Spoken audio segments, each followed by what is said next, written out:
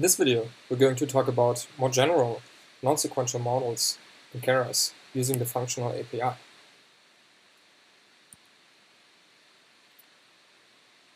So there's two types of models in Keras. We've seen the sequential model already. There's another type called model, which you would use if you're in need of non-sequential models.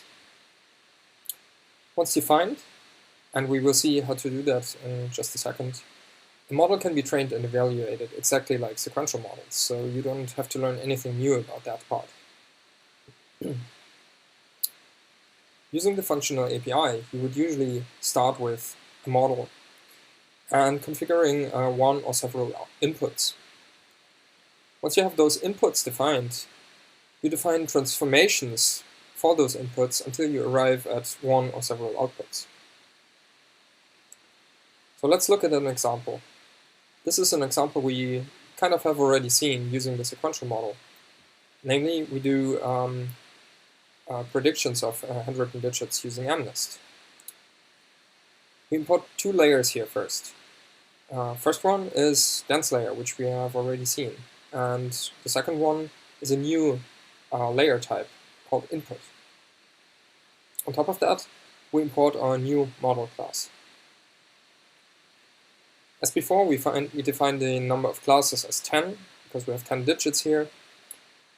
And we define an input layer of shape 784, which is of vector shape length 784.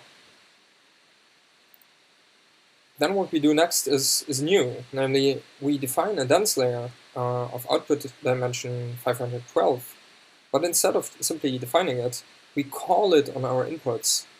So we define X as a dense layer applied to our inputs.